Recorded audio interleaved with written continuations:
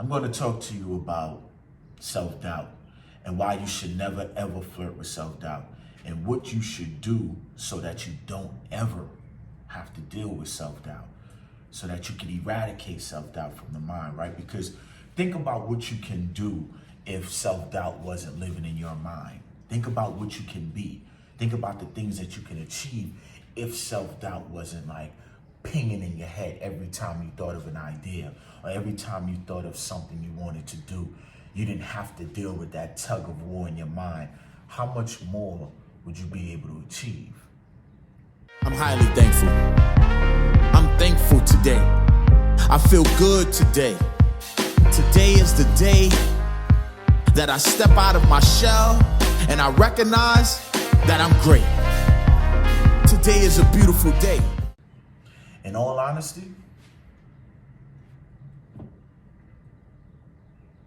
you don't have to listen to your thoughts. You don't have to give life to every single thought that comes to your mind. You don't have to sit there and say, well, oh yeah, I got this thought that this is true in my mind. Now, you want to be the observer of your thoughts. You want to be the person that says, let me take a step back. Let me just allow these thoughts to just like go past my mind. You don't have to claim ownership of every thought that comes to your mind. Be like the person that is watching the movie in the movie theaters and just allow it to pass through. Because the more you take ownership of each thought that comes to your mind is like the most sophisticated algorithm. You know, we hear about the YouTube algorithm or the Instagram algorithm and what they pick up. Your mind is an algorithm too.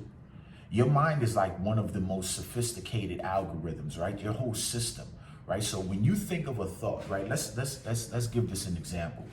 You think of a thought that makes you feel like, let's say you think of an idea like you want to leave your job or you want to do something different, and you think of a thought and you're like, I got this idea. And then you think of like, but what if it doesn't work?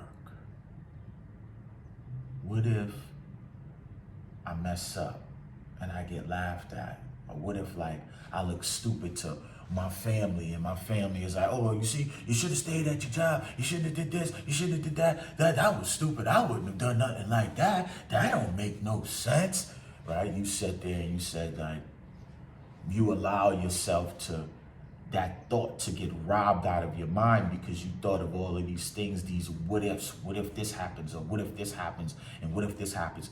And then you entertain that so long that in entertaining that, you got this feeling. And this feeling was like, damn, I'm gonna feel like shit if that happens. Or, oh man, I ain't gonna be able to deal with myself. Oh man. And you started like internalizing how it would feel if those what ifs happen. And so naturally, because you've done that, now you've already attuned yourself to a certain vibration where now your mind is going to start suggesting other thoughts that come in. It's going to start suggesting, oh yeah, remember like when this happened. Remember when you was with this girl and you was embarrassed because she wanted to have sex and then you couldn't even like perform at the moment. Your mind is gonna go bananas. You gonna start like, oh no, I don't want to feel that feeling again. And then your mind is off on the races. And so you want to be conscious of like, what am I entertaining? What thoughts am I entertaining? And are those thoughts helping me? Remember, you don't have to entertain every thought. You don't have to. Just because it comes in your mind, and the reason why like every thought that you have is not your own is because you're living in a world. You're living in a world with all different types of impressions.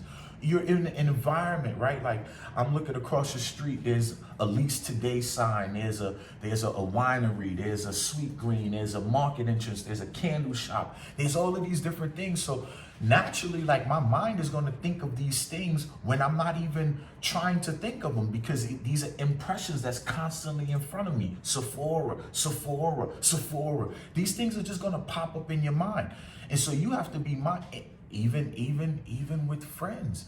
Your friends' situations may pop up to you, right? Like you may have a friend that's going through something and they tell you and it's a heavy moment for them and you start thinking like, damn, what if that happened to me? Or shit, like, damn, like.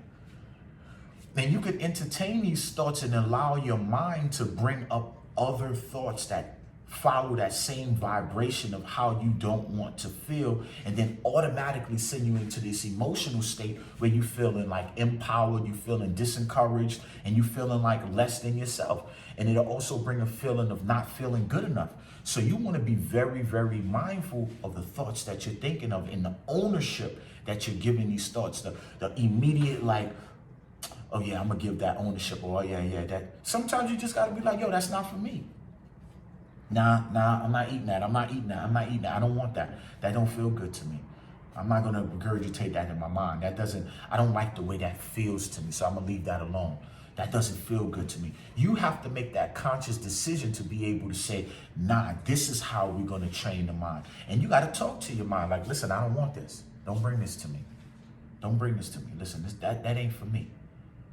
And entertain the thoughts that you wanna feel, because the more you're able to sit there and say, nah, this is what we want to feel and this is what we don't want to feel, then your mind is going to start to listen to you. And your mind is going to start, it's no different than that suggestion tool, right, on Facebook or YouTube rather. It's going to suggest to you the things that you're constantly looking at, the things that you're giving your attention to. Your mind is going to do the same thing. When you could get a hold on the thoughts that you like to think about and entertain only the things that you want to think about, your mind is going to say, oh, here's another thing. And then if it's joy, you're going to find other joyful things to think about. If it's ideas that make you money, you're going to find other ideas to make you money. You're going to get around people that make money. But if you consciously are holding on to thoughts that's making you like, damn, you're going to stay in that damn state. Like that depression state of mind is nothing more than one thought leading to another thought, leading to another thought, and snowballing over into many, many, many different thoughts. The same thing with anxiety. You think, oh, you're thinking of something that you don't want to experience. You're thinking of a future or a reality that you don't want to see. You're like, yo, what if this happens? What if this happens? Oh man, I'm gonna feel like, oh no, I don't want to feel that feeling. I don't want to feel that feeling. I don't want to feel that feeling. And then you like, another feeling comes up, another thought comes up. And it becomes uncontrollable at the time. So you have to be mindful of what you're entertaining and give yourself the space to say, nah, that ain't for me. That's not for me. The other thing you want to do is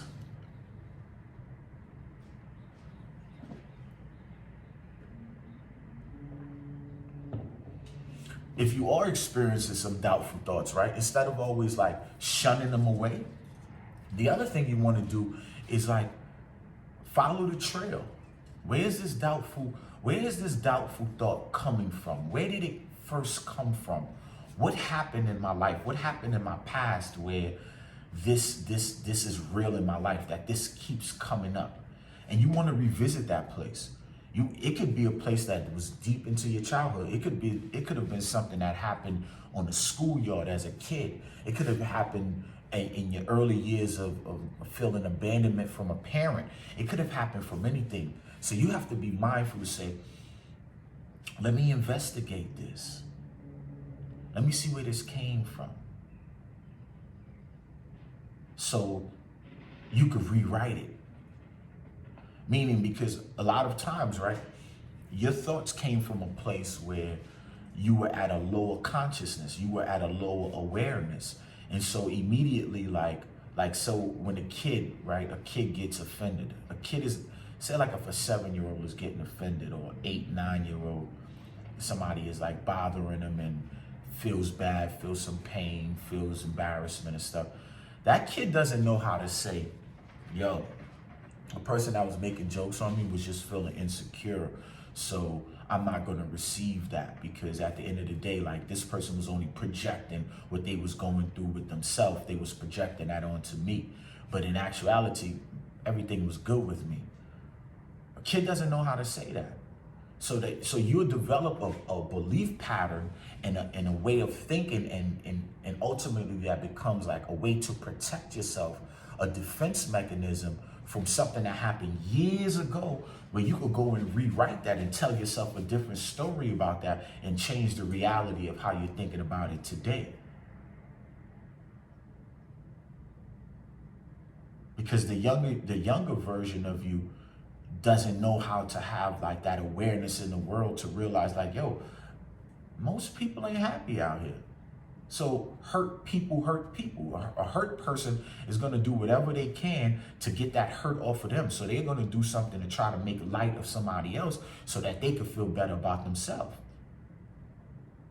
There's so many people that's dealing with like pain from the past, like not feeling good enough, or feeling like, oh, we didn't have nothing in the house, or I didn't have no clean sneakers, and the kids made jokes on me, so I'm gonna go out into the schoolyard and make jokes on everybody else. A lot of people dealing with a lot of stuff from the past that was never revisited. So when you're able to like check that out and go revisit those things in the past, and then say like, yeah, I'm gonna rewrite that. I'm gonna look at that and give it a different perspective. I'm gonna see it differently, so I no longer have to deal with this. And then you're gonna be conscious of whenever that feeling starts to pop up, and you say, nah, I'm not owning that feeling no more. Whenever that feeling of like, oh man, that nervousness or like that anxiousness start to come back, of you get reminded of something that makes you feel that way that you used to feel, you can sit there and say, nah, I'm aware of that trigger, and I'm not gonna allow that to affect me anymore. That no longer has power over me. But if you don't trace it from the past and revisit it to see where it's at, you'll never be able to truly identify how to be better, because you haven't found the root. So you gotta look for the root so you can change the present, and then ultimately change the trajectory of your future.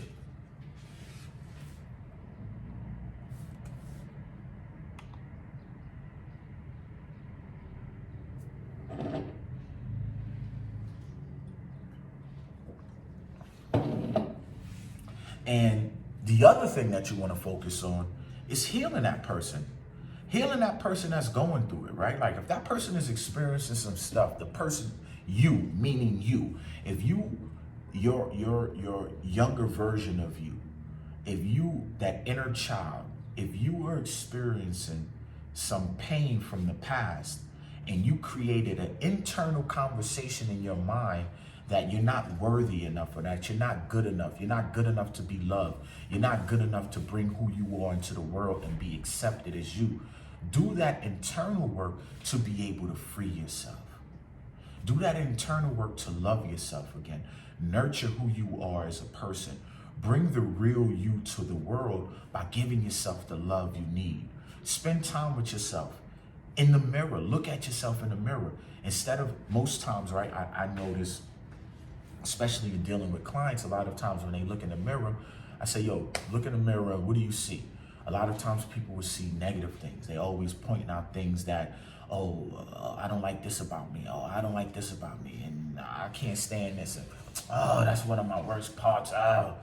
And it's like, how do you expect to bring yourself into the world in a way where you're able to affect people, you're able to inspire people, you're able to present your gifts to the world, you're able to be the best version of you, if every time you see yourself, you're giving something negative about yourself?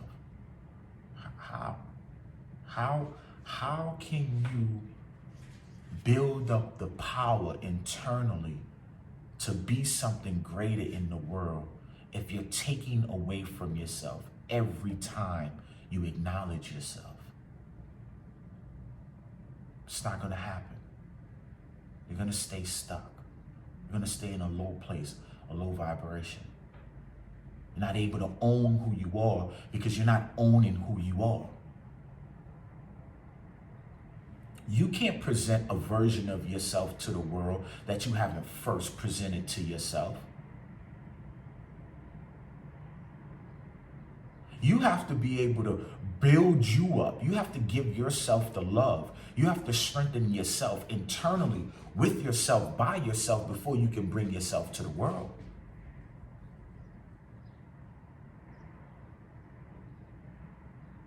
So do the work. Do the internal work. Face your fears. Face those demons that you're experiencing that's telling you all of these negative things in your mind. Don't play tug of war with them, and stop Stop flirting with them. Don't give them no life. Don't give them no legs in your life. Don't allow them to grow. Don't allow them thoughts to stay in your mind and penetrate your thoughts and stop your progress in life. Own who you are. Encourage yourself. Build yourself. Love yourself. Internalize the powerful version of you. See yourself being embraced by people. Seeing yourself putting smiles on people's faces. See yourself touching people's lives, transforming their lives. See yourself in a different way. In order to do that, nurture who you are. Nurture that inner child. Because that inner child probably went at a young age, took his heart or her heart and hid it under the bed. So nobody could ever get to it because that kid didn't want to be hurt again. But you gotta go tell that kid, go get that heart. It's okay. It's okay what you went through. We're gonna heal. And be the best version of yourself. Love on that kid. Do things to make yourself feel good. Love yourself. Nurture yourself so that you can bring who you are to the world. It requires an immense amount of love to bring who you are into this world. And that's the main thing that people are lacking. The doubt is staying in your mind because you're not nourishing yourself with love.